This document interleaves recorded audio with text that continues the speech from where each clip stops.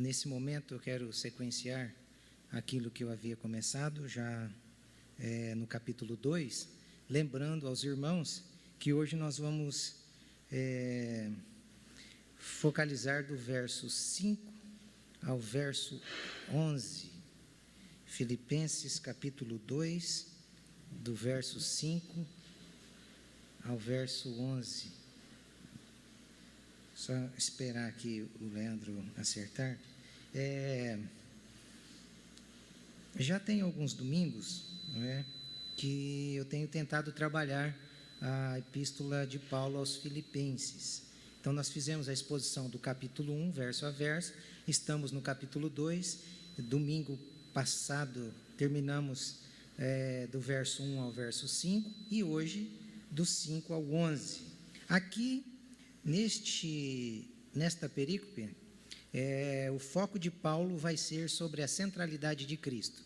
Certamente eu não vou conseguir fazer essa exposição toda hoje. No próximo domingo, se Deus permitir, a gente termina. Então, hoje nós vamos ficar na primeira parte daquilo que o Paulo está focando, que é a centralidade de Cristo. Eu vou pedir para que a leitura seja feita. Nós usamos a nova versão, a internacional, né? A NVI. Então, você pode aí nos acompanhar. É bom que você fique com a sua Bíblia bem aberta para a gente analisar o texto juntos. Vamos fazer a leitura, mesmo assentados, com reverência. Seja a atitude de vocês a mesma de Cristo Jesus, que, embora sendo Deus, não considerou que o ser igual a Deus era algo a que deveria apegar-se, mas esvaziou-se a si mesmo, vindo a ser servo, tornando-se semelhante aos homens, e sendo encontrado em forma humana, humilhou-se a si mesmo, e foi obediente até a morte, e morte de cruz. Por isso Deus o exaltou à mais alta posição, e lhe deu o nome que está acima de todo nome, para que ao nome de Jesus se dobre todo o joelho, nos céus, na terra e debaixo da terra, e toda língua confesse que Jesus Cristo é o Senhor, para a glória de Deus Pai. Amém. Mesmo assentados, eu gostaria que você curvasse a fronte para nós orarmos. Ó Deus, nós te agradecemos por esse momento que o Senhor proporcionou para nós. E o desejo do nosso coração é um só. É conhecer a sua vontade e diante dela nos dobrarmos em vida, para que após a morte possamos ser levantados em glória pelo poder do Espírito do Senhor. Abra o nosso entendimento nessa noite, ó Pai, e ajude-nos com a revelação do Espírito Santo do Senhor a entendermos esta palavra e aguardarmos no nosso coração como a única forma de nos encontrarmos com o Senhor, para morarmos eternamente. É isso que nós te pedimos. Aquieta o nosso coração, guarda a nossa mente, para que tudo aquilo que for falado nessa noite possa produzir fruto de arrependimento e transformação no nosso jeito de viver. Em nome de Jesus é que nós oramos. Amém. Amém. Então, como vocês podem perceber, nós estamos vindo de uma caminhada em que Paulo estava nos mostrando o caminho da unidade. Depois do caminho da unidade, aí Paulo vai mostrar que só é possível termos essa unidade se Cristo for o centro da nossa vida. Se Cristo, Ele ocupar o centro dos nossos relacionamentos, o centro do nosso comportamento, o centro dos nossos sentimentos, Cristo precisa ter esse controle, assumir esse controle da nossa vida. Sem essa postura, não há como termos a unidade no corpo de Cristo, na família de Deus e no povo de Deus. Não há. Não há outro discurso, não há outro caminho, não há outra proposta que possa nos unir, a não ser Cristo. Cristo no centro. Então, o que é que Paulo ele vai nos apresentar aqui nestes versos, do 5 ao 11? Paulo, ele, em primeiro momento, a gente olha aqui e a gente não quer notar, mas o que Paulo está fazendo é uma exortação aos irmãos da igreja de Filipos. Lembrando que um pouco mais à frente nós vamos perceber que havia uma briguinha entre duas irmãs dentro da igreja de Filipos. E Paulo está querendo trazer aqueles irmãos à unidade. Então, o que é que Paulo faz? Apesar dessa passagem ser uma das mais belas das Sagradas Escrituras, e é de fato, Paulo está colocando, não só aí através da beleza da escrita, ele está colocando para nós, de fato, uma exortação mostrando qual é o caminho da unidade para o cristão. Notem vocês que ele faz um relacionamento. Na verdade, o que Paulo faz é juntar o verso 3 ao verso 5. Quando Paulo elenca esses dois versos, ele vai nos mostrar, através do exemplo de Cristo, qual é o caminho, ou qual é a única forma para que essa unidade ela nasça, ela brote no meio da igreja. O verso 3, ele deixa claro dizendo: não atente cada um para o que é propriamente seu, mas cada qual também para o que é dos outros. Então Paulo está mostrando qual é o caminho da unidade. Qual é o caminho da unidade? É você considerar o outro superior a você mesmo. E aí o que Paulo faz? Ele usa o exemplo de Jesus. Ele coloca no verso 5, por isso que ele elenca esses dois versos, para trabalhar a questão da unidade e a questão da centralidade. Então Cristo é o nosso exemplo. Cristo é o centro de tudo para que a unidade ela de fato aconteça. O verso 5 ele vai dizer: de modo que haja em vós o mesmo sentimento que houve em Jesus Cristo. Qual foi o sentimento? Nós vamos ver no decorrer do verso 6 que ele, sendo Deus, não quis ser igual a Deus, mas ele se esvazia. E a grande dificuldade nossa é que nós fomos tentados pela serpente para que nós não dessemos ouvido à palavra de Deus, porque nós poderíamos ser iguais a Deus. E como foi trabalhado nos domingos passados, o grande conflito acontece porque nós nos sentimos deuses. Cada um tem a sua verdade, cada um quer viver da maneira que acha e não há um parâmetro para nós nos submetermos. E qual é o parâmetro que Paulo está pondo? Cristo, Jesus e a sua palavra. Então todo cristão, ele precisa morrer para si mesmo. E essa é a forma que Jesus fez. Ele usa o exemplo de Jesus aqui. Então o que Paulo está fazendo aqui para nós, nessa exortação? Ele não está só mostrando como foi a vida terrena de Jesus Cristo. Porque a gente lê o texto, aparentemente é como se Paulo estivesse descrevendo como Jesus viveu aqui na terra, o ministério de Jesus. Mas não é só isso. Paulo não está mostrando só os resultados da encarnação. Paulo está usando o exemplo de Jesus para mostrar como nós cristãos devemos viver e batalhar pela paz que há no povo de Deus. Então, este é o exemplo, como nós devemos viver. Jesus Cristo, lembram de Filipe? Quando Filipe chega e diz para Jesus: mostra-nos o Pai. E Jesus diz a ele: mas eu estou com vocês há tanto tempo e você está pedindo para eu mostrar o Pai? Quem vê a mim, vê o Pai. Eu e o Pai somos um. Então, na síntese aqui, é como se Paulo estivesse dizendo que Jesus Cristo, a gente vê Deus em Jesus, e em Jesus, Deus nos faz ver como devemos viver. Então, Jesus Cristo, essa ponte que mostra como Deus é e em Cristo como nós devemos viver para agradarmos a Deus. Uma outra coisa que Paulo nos apresenta aqui é o fundamental. Paulo está focando no fundamental.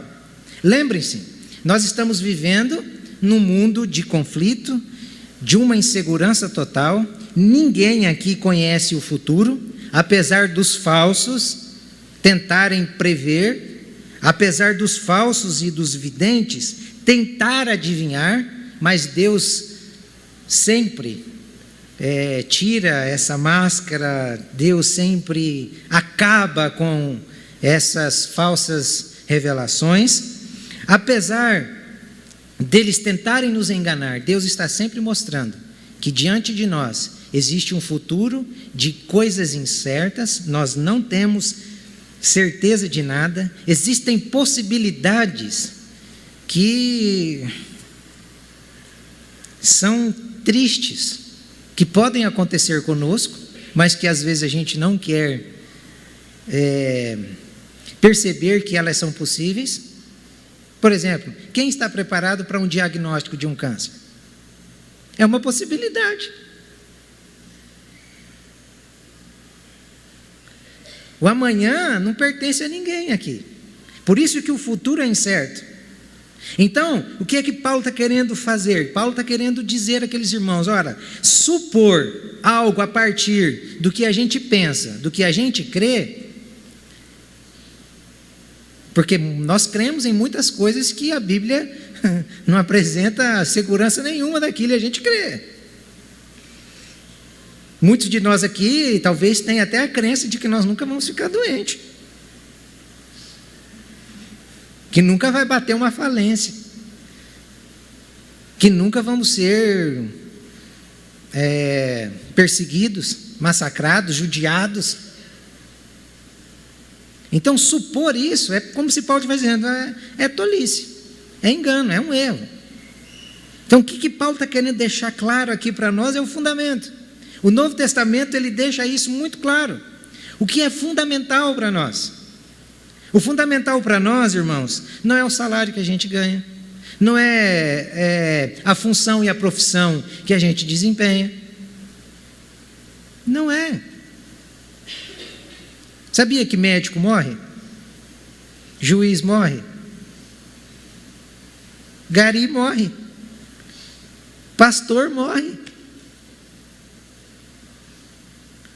Tanto que o texto do Novo Testamento ele quer mostrar que o fundamental não é o posicionamento e nem a quantidade de bens, que Jesus chega num homem rico e diz, ô louco, você está querendo derrubar o seu celeiro, construir, aumentar, porque você vai colher muito. Mas sabia que hoje podem te pedir a tua alma? E o que você tem guardado? Então estava mostrando para ele que o fundamental não é aquilo que a gente planeja aqui na terra. O fundamental aqui, o que Paulo está querendo mostrar, é o nosso relacionamento com Cristo. É a comunhão que nós desenvolvemos com Cristo. E como que nós desenvolvemos essa comunhão? Através da vigilância. Jesus disse aos discípulos que era necessário que eles vigiassem. Porque muitos de nós só talvez oramos, mas nós não vigiamos. E é necessário que haja essa vigilância e essa oração. E a perseverança. Perseverança em quê? Perseverança na palavra de Deus, na fé, porque a fé não vem pelo ouvir e ouvir pela palavra. Então perseverança é na palavra.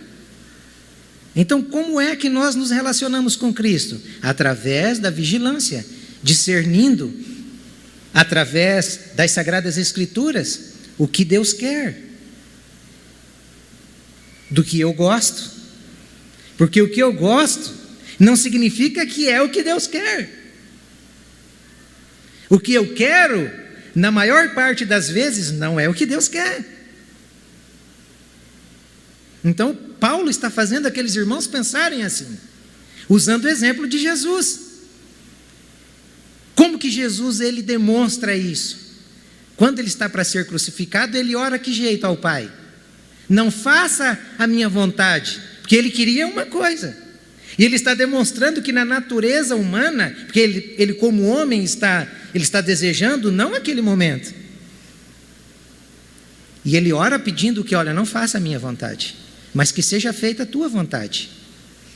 A vontade de Jesus era que o cálice fosse passado.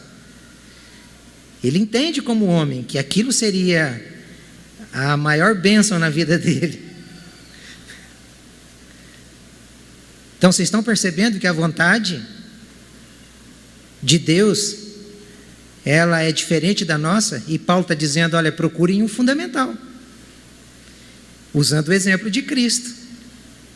Ele era Deus, não quis ser igual a Deus, se esvazia e vira homem. Então como é que está o nosso relacionamento com Deus? Através da oração, através da vigilância. Essa vigilância é esse discernimento, é essa consciência, é essa compreensão de que a minha vontade é diferente da vontade de Deus.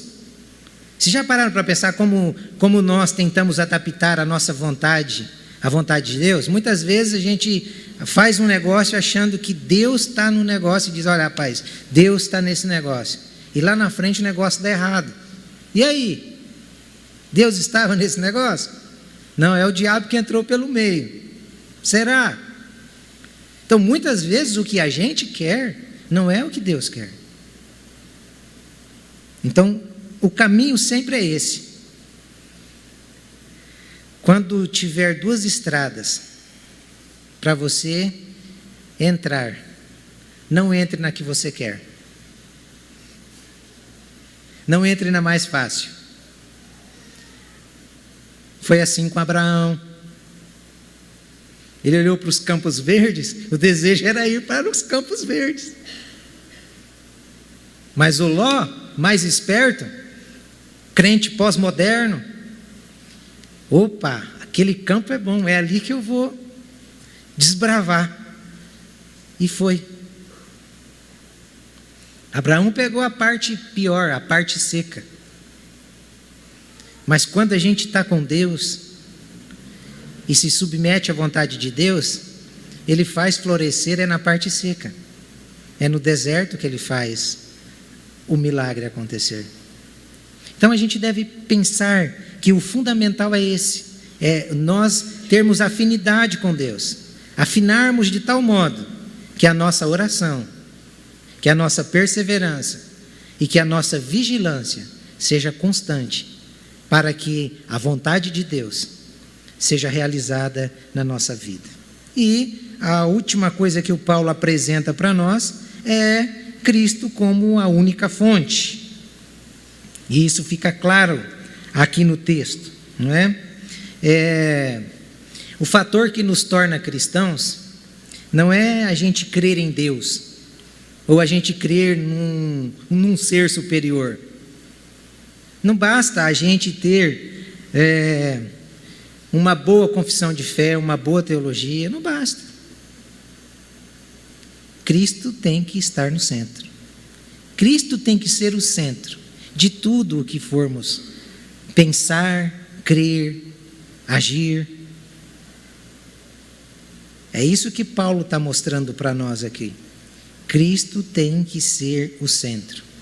Martim Lutero, ele disse uma frase assim: não conhecemos outro Deus senão Jesus Cristo. Ele é o único meio pelo qual podemos conhecer a Deus. E, portanto, Ele é o centro. Quando Cristo é o centro, rompimentos acontecerão, irmãos. Você sabia disso? Rompimento de amizades.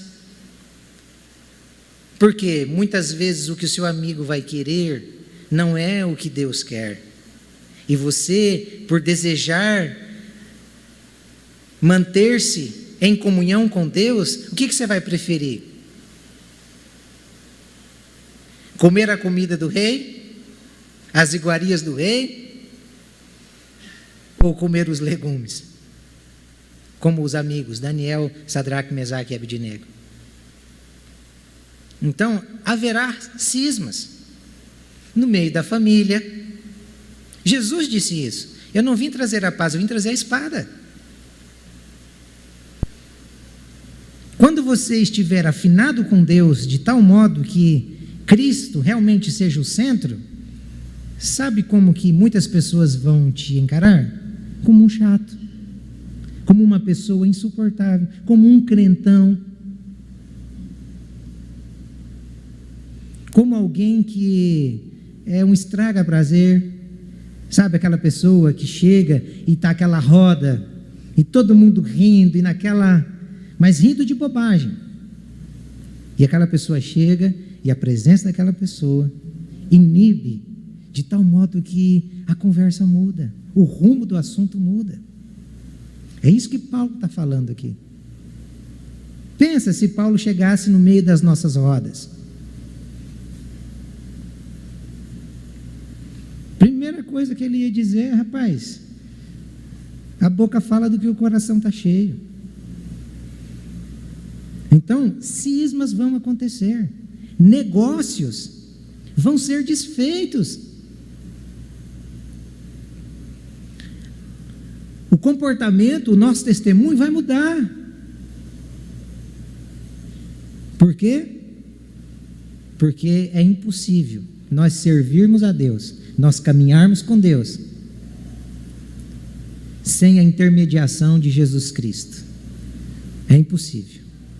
Por mais que a gente se esforce, se nós tropeçarmos num só mandamento, e isso é a coisa mais fácil que tem, nós já pecamos contra Deus. Então nós precisamos realmente de Jesus Cristo. Jesus Cristo é o único meio.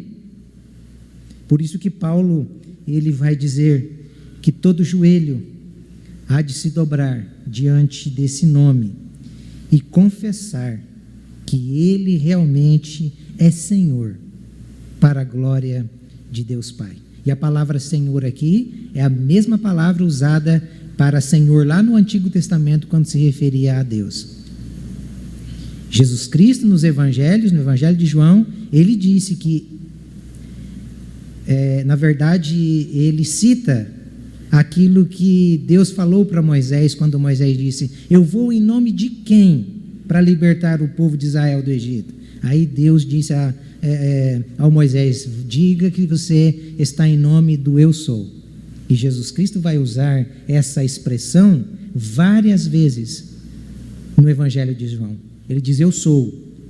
E depois ele vai dizer: eu sou o pão da vida, eu sou a luz do mundo, eu sou a água viva, eu sou a ressurreição, eu sou a vida. Ele é a expressão exata de Deus, como nós cantamos aqui. Então, como eu estava dizendo, Jesus é essa única fonte.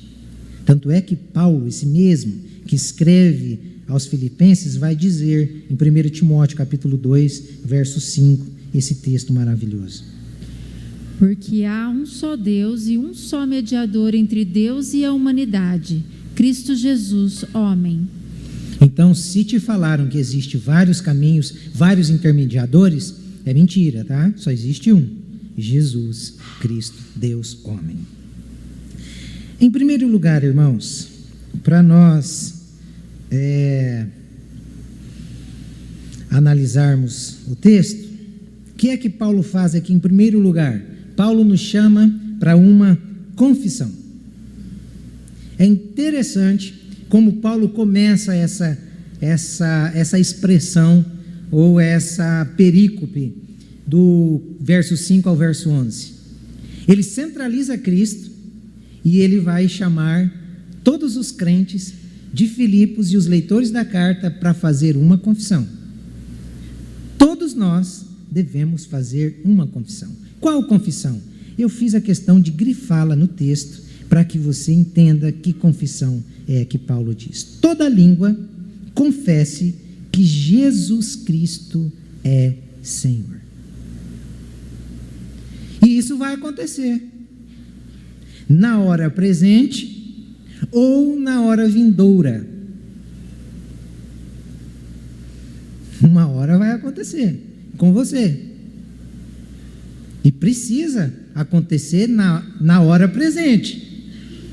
Não deixa para a hora vindoura, não. Não deixa. Permita que isso aconteça na hora presente. Por quê? Porque é essa confissão aqui que nos torna cristãos. O que nos faz crentes, irmãos, é confessarmos Jesus Cristo. O que nos torna filhos de Deus. Não vem com esse papo furado de que todos são filhos de Deus, não. Todos são criaturas de Deus. Mas filhos de Deus é só quem confessa. Só quem faz essa confissão. Mas isso é o pensamento de Paulo. Não é o pensamento de Paulo. É o pensamento das Sagradas Escrituras. João também pensava assim. Olha o que João vai dizer no capítulo 1, verso 12. Mas a todos quanto o receberam, deu-lhes o poder de serem feitos filhos de Deus, a saber, aos que creem no seu nome. Ele já é o Senhor da sua vida? Ele já é o Senhor da sua vida? Se Ele não é o Senhor da sua vida, não deixe passar tempo. Confesse-o, porque é só através do nome dEle é que a gente pode ser ou se tornar filho de Deus. Perceberam aí no texto? Todos quantos o receberam, deu-lhes o poder de serem feitos filhos. Não existe outra forma. É só esta forma. Então nós precisamos. Esta forma nós precisamos desenvolver na nossa vida. Por que só através dessa confissão? Porque Deus escolheu Jesus Cristo como a única porta de graça, como a única porta de reconciliação. E Ele abriu essa porta. Ele escancarou essa porta diante de nós. E essa porta é a única porta que pode reconciliar o homem com Deus.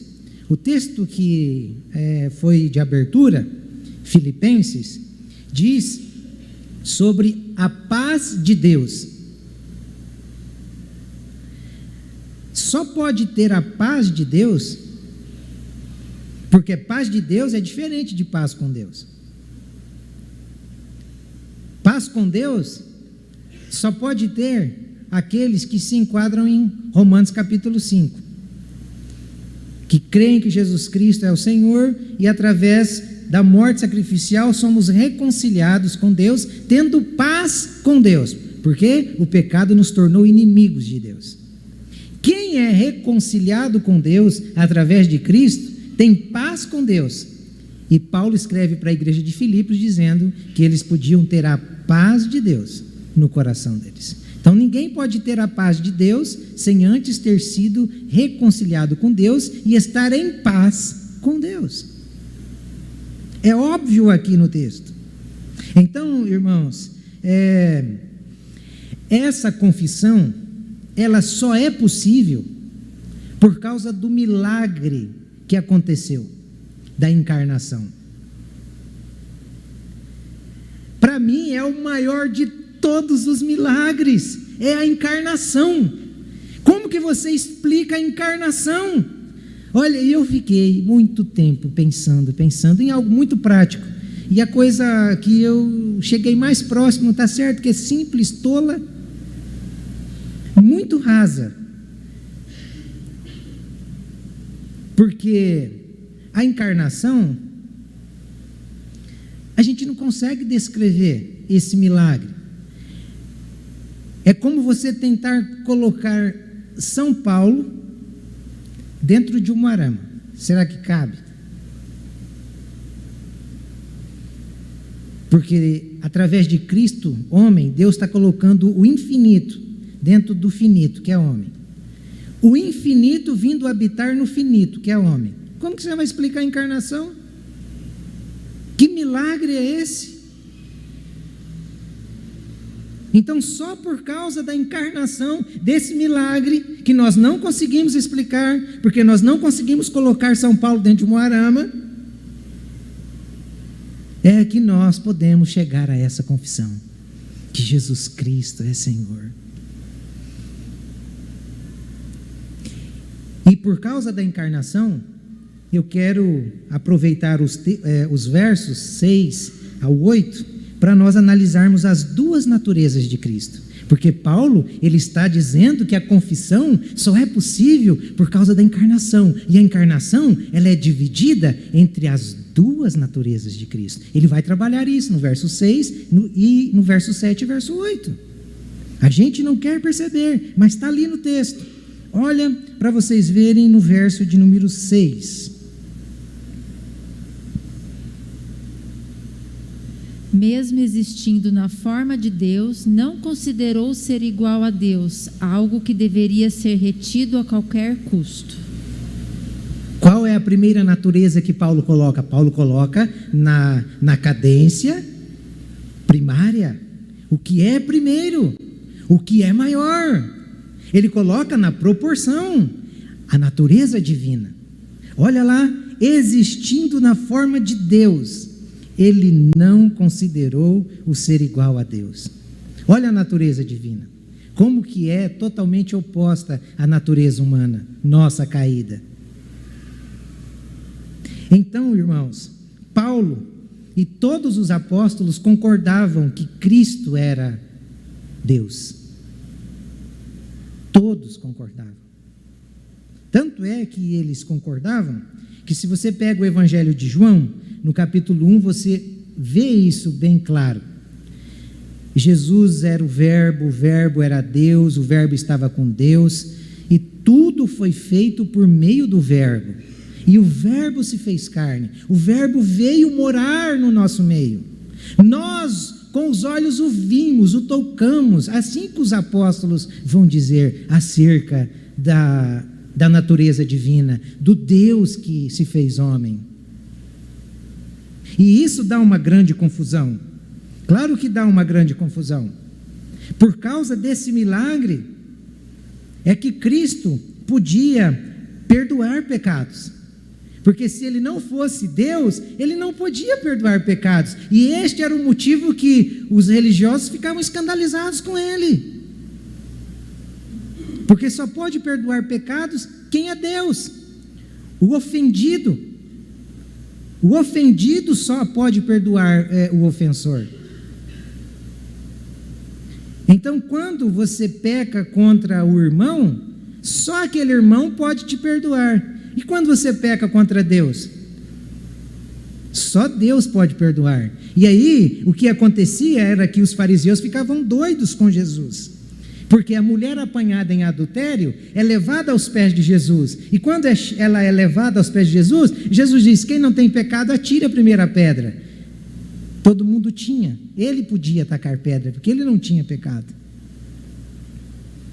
E é engraçado que você vê a postura do pecador. O pecador se coloca em pé diante de Deus.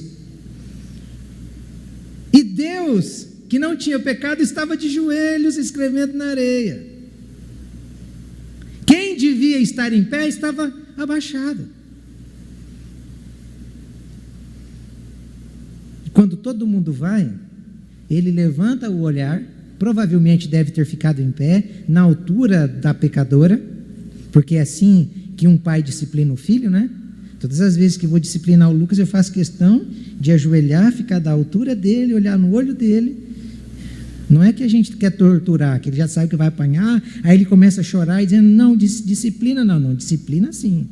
E você olhar no olho, Jesus se coloca em pé e diz: olha, perdoado estão os seus pecados, vá em paz e continue a fazer o que você estava fazendo, porque a gente tem uma ideia distorcida de perdão, não é? Não, Jesus diz: ó, vá em paz e não peques mais. Que coisa fantástica. Então ele perdoa pecados, porque ele é Deus. Mesma coisa, os 10 leprosos que foram curados, só um voltou. E aquele que voltou recebeu não só a cura, Por isso que tem muita gente que está dentro das comunidades recebendo milagres, milagres e milagres, mas ainda não foram perdoados, não receberam o maior de todos os milagres, que é o perdão, a restauração, a paz com Deus e a paz de Deus. São pessoas perturbadas que vivem de igreja em igreja, de comunidade em comunidade, de milagre em milagre, como o povo peregrino do deserto. Receberam tantas coisas de Deus, as sandálias dos pés não envelheciam, as roupas não envelheciam, e morreram todos no meio do deserto. Não adiantou de nada. Então, a melhor coisa que tem é nós sermos perdoados. Que mais que demonstra essa natureza divina nas Sagradas Escrituras? Deus, ou Cristo, não é? Deu vista aos cegos. Esta era a prova de que ele era Deus, de que ele era o Messias, o homem que foi ungido por Deus. O único é ungido, o único ungido do Senhor. Como dizia o Ari, né? Para saber se o cara é ungido, quando disser que é ungido, prega na cruz e vê se no terceiro dia ele ressuscita. Se ele ressuscitar, é ungido do Senhor. Mas se não ressuscitar, não é ungido do Senhor. Esse aqui era ungido do Senhor. Por que dar vista aos cegos era uma demonstração de que ele realmente era Deus? Porque existia uma profecia, se não me falha a memória, Isaías capítulo 61, verso 1 e verso 2.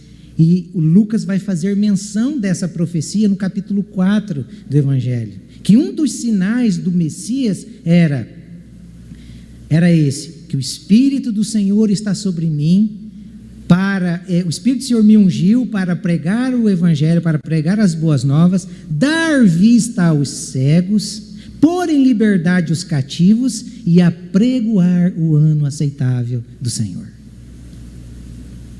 Jesus era Deus, realmente era Deus, porque Ele deu vistas para muitos cegos. E Ele continua abrindo olhos. Ele abriu o meu, Ele abriu de muitas pessoas que aqui estão, literais e espirituais. Literais e espirituais. Eu não vi nenhum cego no Antigo Testamento ser liberto da sua cegueira. Não vi nas Escrituras. Só no Novo Testamento. Só no Novo Testamento. Porque esta era a marca do Messias. Esta era a marca do ungido de Deus. Esta era a marca do próprio Deus. Ele é Deus, irmãos. Por isso deu vista aos cegos. Tem todo o poder. Por ser Deus, Ele tem todo o poder. Poder de andar sobre a água.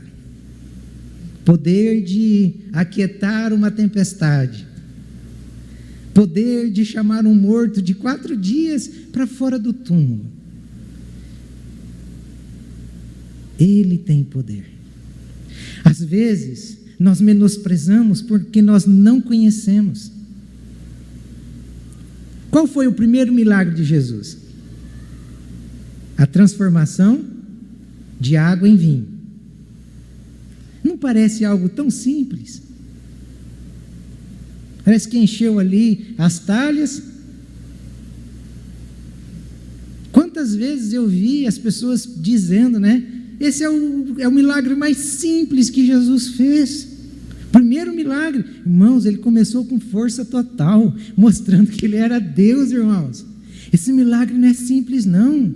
Para vocês terem noção, eu tirei uma parte de uma palestra do Adalto Lourenço, e eu vou projetar, vou pedir para que a Adriana leia, para vocês terem a noção, a complexidade desse milagre que a gente acha que foi simples.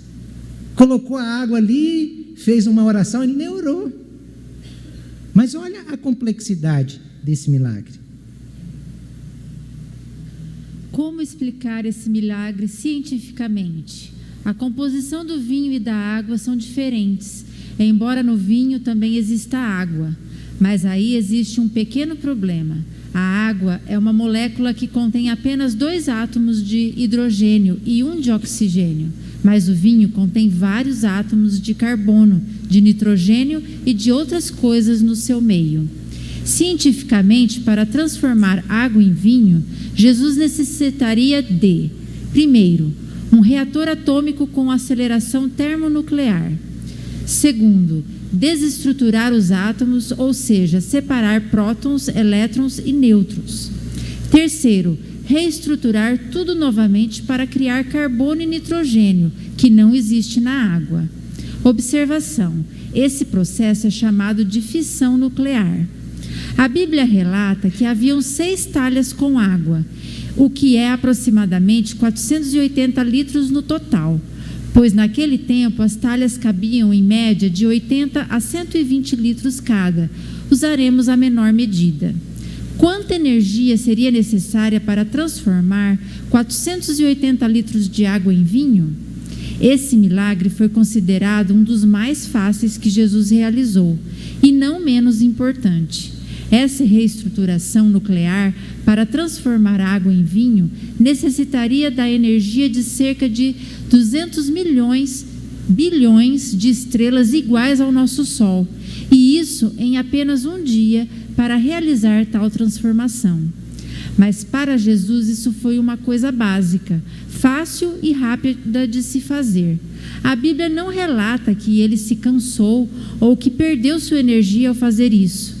Tal ato ou milagre é, no mínimo, inigualável ao nosso raciocínio. Somente um Deus teria poder para fazer isto, não é? Às vezes a gente trabalha um dia todo e chega em casa e a primeira coisa que a gente fala é o quê? Estou morto. Quero deitar, estou sem energia. Eu não tenho muito conhecimento de números, mas pensa, 200 bilhões de sol. Tudo isso aconteceu sem ele falar nada, simplesmente dar uma ordem para que pusessem água nas talhas. Esse Jesus só podia ser Deus. Não tem outra explicação. Ele é Deus.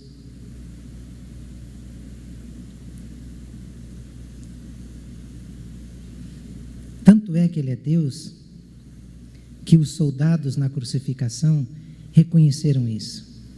Quando ele entrega o Espírito, a terra se escurece, treme, e os soldados dizem: realmente, esse homem era o Filho de Deus. Os religiosos, os chefes da sinagoga, também sabem que ele era Deus. Eles estavam no templo.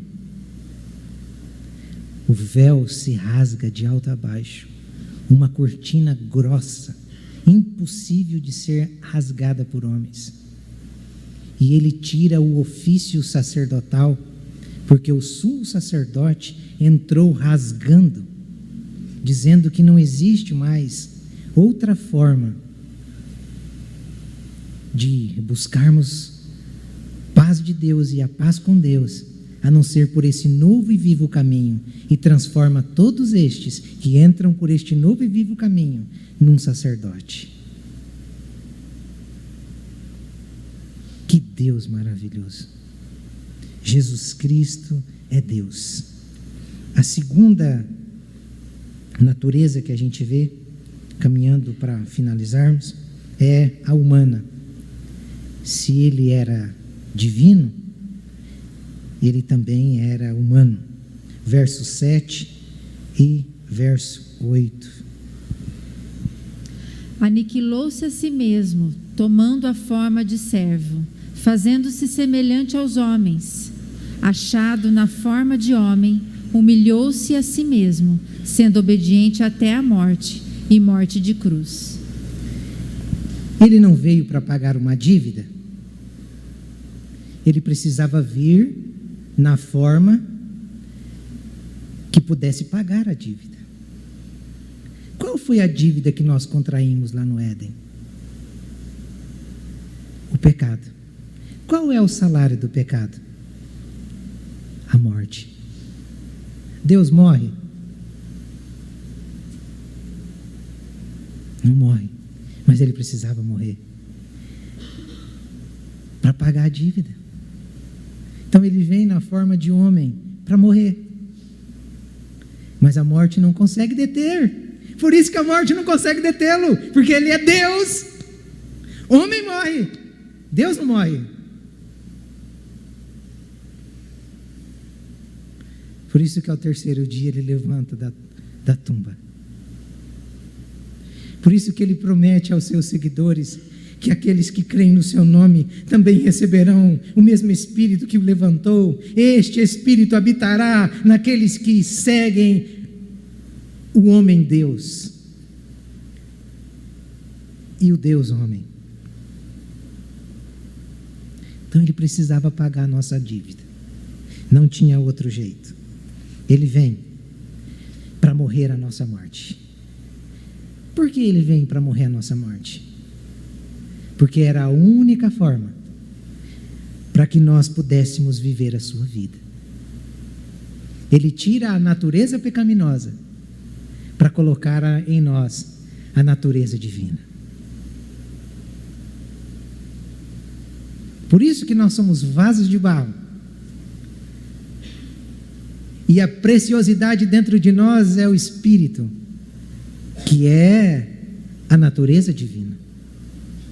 É essa natureza que deve nos conscientizar dos nossos erros. É essa natureza que deve nos impedir de caminhar nos nossos erros. Por isso que uma pessoa, quando nasce de novo, ela não vive mais na prática do pecado. Ela peca, mas não vive mais na prática. Aquilo que ela sabe que é pecado e que está no pecado, ela sai daquilo, ela abandona aquilo, porque aquilo não faz parte mais da natureza divina que habita nela. Ela sente culpa. E ao mesmo tempo que ela sente culpa, a culpa que a gente sente é para nos levar aos pés daquele que tem o perdão para nos dar.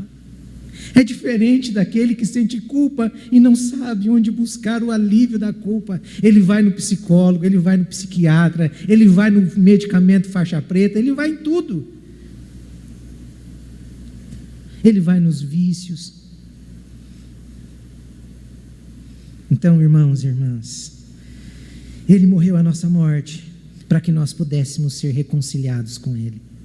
Romanos capítulo 5, verso 1, verso 8, verso 9. E o verso 12 e o verso 13. Quando você chegar na sua casa, leia esses textos. Ele morreu a nossa morte para que pudéssemos ser achados sem pecado. Romanos capítulo 5, verso 19. Por um homem entrou o pecado no mundo. Do mesmo modo, por um homem também saiu o pecado do mundo. Homem, Deus. Deus, homem. E como homem, ele padeceu mais do que qualquer um de nós aqui. Mais do que qualquer um de nós. Sabia disso? Às vezes a gente fica chorando, né, dos nossos sofrimentos, mas Jesus, como ser vivente, ele padeceu mais do que qualquer um de nós, a ponto, para vocês terem noção, a ponto de o próprio Satã vir tentá-lo, vir falar com ele face a face. O diabo já te apareceu? Você já viu, é o diabo? Então, ele estava ali, cara a cara com Jesus. Às vezes somos tentados pelas nossas cobiças, não é? Jesus não foi só pelas cobiças, ele foi tentado pelo próprio diabo. Você pode perceber quando em Mateus capítulo 4, verso 6, ele estava 40 dias sem comer e sem beber. E Satã chega e diz: tu tens poder para transformar estas pedras em pães. Irmão, quem faz água virar vinho, o que é fazer pedra virar pão? Tem ou não tem poder? Claro que tem. Quem chama um morto para a vida Tem ou não tem poder de fazer pedra virar pão? Olha o que o diabo faz. Sempre tentando no poder. Depois você percebe que, como homem, ele teve sede no momento mais crucial de sua vida. No momento em que ele estava pagando a minha conta e a sua conta, ele pede água, ele diz: eu tenho sede. E o que é que deram para ele? Uma esponja molhada de vinagre. E às vezes a gente continua na vida de pecado. Ah, não, essa pessoa não pode. Ela não pode ter experimentado esse Cristo, não. Pecar a gente peca, irmãos, mas viver nessa... Não tem jeito. Olha o sofrimento. Num momento de dor e de angústia, para pagar a minha conta. Ele não recebe água, ele recebe vinagre. E eu vou continuar assim? Não pode. Como homem, ele dorme de cansaço no barco. Um Deus que dorme. Por que dorme? Porque ele sabe que tudo está sob o seu controle. Tudo está debaixo de suas ordens. Só um homem Deus pode dormir no meio de uma tempestade. Eu perco sono fácil quando estou na prova, hein? Fico andando dentro de casa igual um zumbi. Aí eu digo: Deus, como que eu queria ter essa paz de Jesus. Eu fico aflito igual os discípulos. Acorda, não está vendo que vamos perecer? Perecer o quê? Ele vai, acalma tudo e olha para os discípulos e diz: oh, raça, oh, geração incrédula, até quando estarei dentre vós? Era insuportável. Mas estava ali, cuidando dos bebezinhos. Ele era homem, ele era Deus. Em tudo ele foi provado, como diz Hebreus capítulo 4, verso 15, mas em nada ele pecou. Realmente, Cristo foi um homem. Ele teve uma mãe, não a mãe de Deus. Ele teve uma mãe, precisava de uma mãe para nascer. Para ser homem, ele precisava de um útero. Nasceu num útero emprestado. Ele podia nascer de qualquer coisa, ele era Deus. Irmão, quem transforma água em vinho faz o que quer. Mas ele escolheu tudo do modo para mostrar que ele realmente era um homem que veio para pagar a nossa dívida. Um homem Deus. Nasceu como um bebezinho, necessitou de cuidados como qualquer criança. Não sei se naquela época a criança tinha cólica, mas cocô fazia, trocava fraldinha. A gente não quer ver um Deus assim, não é? Mas ele se fez igual a mim, igual a você. Para quê? Para que nós nos tornássemos como ele é. Não é esse o propósito final da salvação? Que seremos transformados na imagem daquele que é perfeito, que é Cristo. Esse é o propósito. Ele troca tudo com a gente. Como amigo chora na morte do amigo, ele também chorou. João 11, ele vê o seu amigo Lázaro morto, ele chora. Um Deus chorão, já pensou? Às vezes a gente vê o Paulo chorar aqui, né?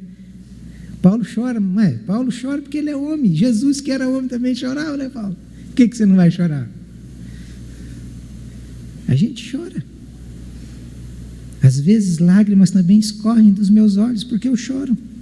Choro porque ele chorou. E como homem, ele sua sangue nos momentos angustiantes que antecediam a sua morte. Sabe por que ele suou sangue? não é de ansiedade da morte, é porque em alguns instantes ele ficaria separado do Pai. É só por isso que ele suou sangue, é só por isso que ele chorou, é só por isso que ele estava aflito, é porque ele sabia que ele ia tomar sobre ele todos os pecados, e o pecado faz separação do homem e Deus, e ele, como homem, naquele momento ele ficaria separado do Pai. Por isso ele começa a suar sangue, ele começa a chorar, ele começa a se afligir, ele sente as dores mais agudas naquela cruz do Calvário.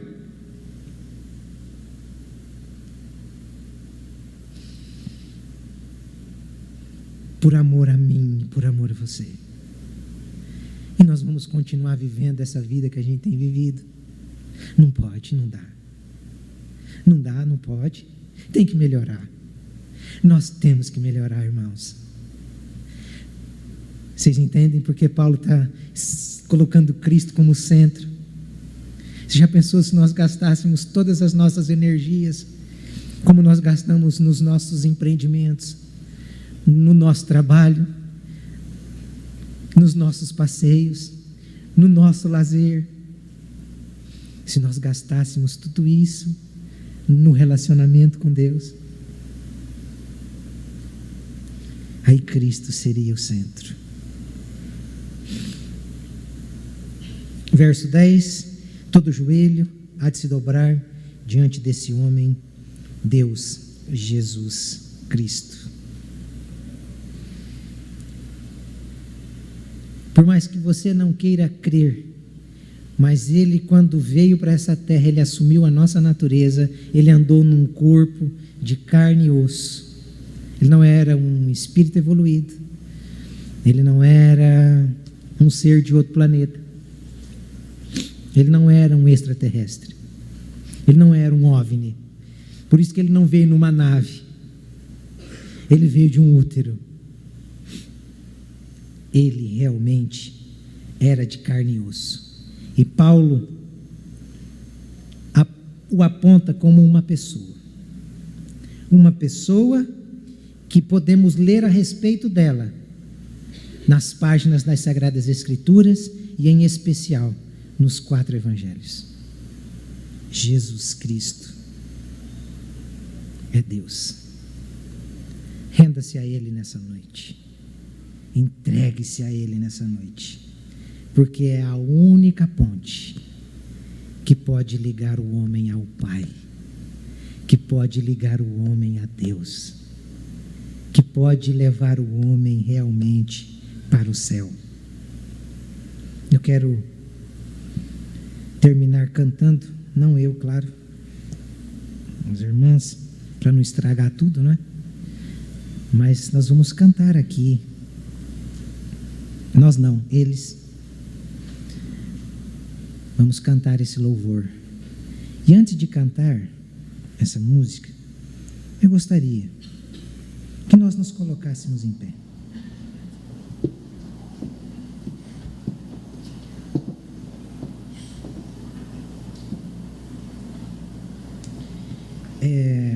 Eu quero orar com você. Você está aqui nessa noite, talvez ainda não se entregou a Cristo, não se rendeu a Ele. Se Ele estiver te chamando hoje, entregue-se a Ele, aí mesmo onde você está. Como que você se entrega? Dizendo a Ele com as suas palavras que você realmente é pecador, que você reconhece o seu pecado e que você precisa dele para ser salvo, que você precisa dele para ser uma nova criatura. E se você está caminhando na igreja, mas está na igreja, mas ainda dentro não há aquele amor, aquela paixão, não há aquela disposição de abandonar a vida de pecado, peça a Ele também força, porque Ele pode te dar força. Se você reconhecer que realmente é pecador, é pecadora, e pedir força a Ele, Ele te fortalecerá para triunfar sobre o pecado. Ó Deus, aqui nós estamos como pecadores, ó Deus, e nós te pedimos nessa noite, tem misericórdia das nossas vidas. Coloca esse amor, esse temor dentro de nós, meu Pai, para que a gente realmente não viva na prática do pecado. Ajude estes que estão cegos, seduzidos, induzidos, vivendo como as pessoas do mundo vivem. Nós não somos mais do mundo, Senhor. Nós somos seus. E nós queremos viver uma vida santa, porque santo é o Senhor. Abençoe-nos. E ajuda esse que nessa noite está se entregando a Ti. Opera nesse coração, transforma esse coração e fortaleça-o na caminhada, para que o Seu nome seja exaltado na vida dele também. Que ele possa se sentir no nosso meio bem-vindo e principalmente inserido na família do Pai, na família de Deus. Abençoe, ó Deus, cada um que entrou aqui nessa noite e aqueles que estão nos assistindo com a revelação da Tua palavra, em nome de Jesus. Amém. Após essa música...